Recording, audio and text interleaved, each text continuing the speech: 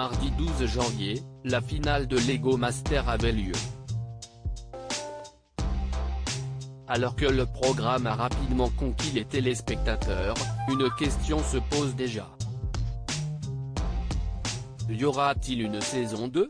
Interviewé par Le Figaro, Éric Antoine, le présentateur, a confié « Il y a de grandes chances pour que l'émission revienne l'année prochaine ». Il a ensuite précisé être « tombé fou amoureux de cette émission ». Le montage, la musique, le travail des éditeurs et la narration sont merveilleux. Il a toutefois raconté que le concours n'est pas de tout repos pour les candidats, physiquement, si est très difficile. Il pose plusieurs dizaines de briques à la minute. Ils ont de la corne au bout des doigts. Le programme a donc rencontré un énorme succès, avec une moyenne de 3,4 millions de fidèles chaque semaine. Pour Pierre-Guillaume Ledan, le directeur général adjoint des programmes de M6, CIST une victoire. Notre objectif principal était de rassembler la famille devant la télévision. Il a été atteint au-delà de nos espérances, a-t-il révélé. Ainsi, même si M6 n'a pas encore confirmé le renouvellement, les téléspectateurs pourront très certainement retrouver cette émission l'année prochaine.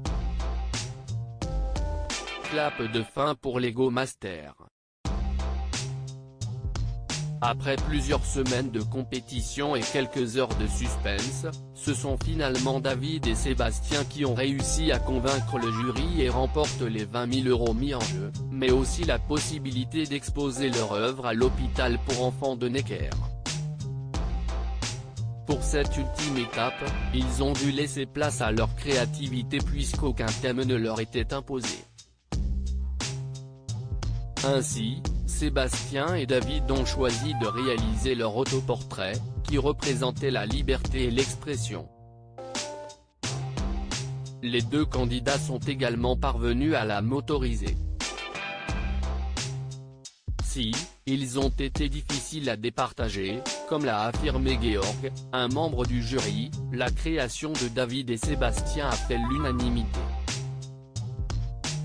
Interviewés par Le Figaro suite à leur victoire, ils ont déclaré être heureux d'être en finale mais aussi avoir été ravis du thème libre. On a rapidement trouvé l'idée de mêler nos deux univers. Malgré certaines baisses de morale, les deux participants ont pris beaucoup de plaisir au fil des semaines. Un message important: David et Sébastien ont su conquérir le jury. Mais les deux candidats ont aussi fait passer un message très important. En effet, né sans son bras droit, David porte une prothèse en Lego. Quand on pense que quelque chose est impossible à cause de sa condition physique, on peut se dire que le handicap, ce n'est pas dans ton corps, mais dans la tête, a-t-il affirmé au Figaro après sa victoire. Une participation qui a donc permis au jeune homme de prouver que malgré un handicap, tout est possible si on y croit réellement.